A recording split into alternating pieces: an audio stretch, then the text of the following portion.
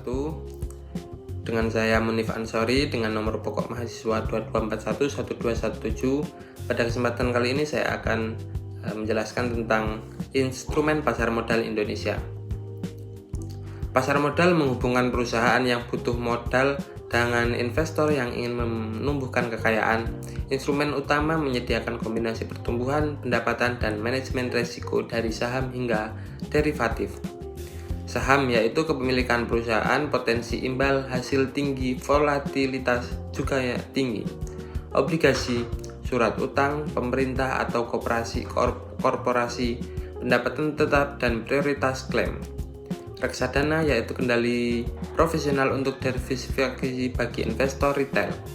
Derivatif, kontrak untuk lindung nilai atau spekulasi opsi futuris dan warrant. Ragam instrumen saham, pilihan investasi untuk pertumbuhan. Saham memberi hak kepemilikan dan potensi dividen secara capital gain. Di BEI atau Bursa Efek Indonesia ada berbagai tipe saham dan mekanisme yang perlu dipahami sebelum berinvestasi, yaitu blue chip, perusahaan besar, stabil, sering membayar dividen pilihan untuk pertumbuhan jangka panjang. Small and mid cap, potensi pertumbuhan lebih tinggi tetapi risiko dan volatilitas juga meningkat.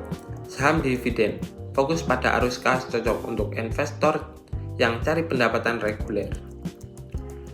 Obligasi dan surat utang, pendapatan tetap dengan resiko terukur. Obligasi menawarkan kupon tetap atau variabel dan prioritas pembayaran lebih tinggi dibanding saham. Cocok untuk tujuan pendapatan dan pelindungan portofolio saat volatilitas pasar saham tinggi.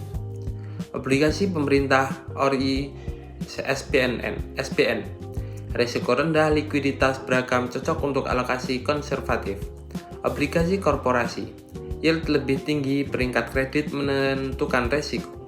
Sukuk, instrumen syariah berbasis aset alternatif untuk investor yang mengutamakan kepatuhan syariah. Reksadana dan derivatif, diversifikasi dan strategi canggih.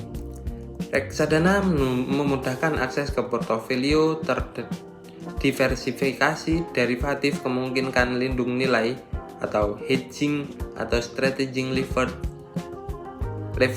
leverage berguna untuk investor, pengalaman, dan institusi. Reksadana, jenis pasar uang pendapatan tetap, campuran saham, manajer investasi profesional, pengelola aset.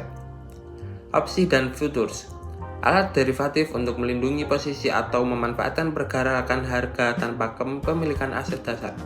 Warrant and rate, instrumen yang memberikan hak membeli saham pada harga tertentu sehingga muncul saat right issue atau strategi pembiayaan perusahaan.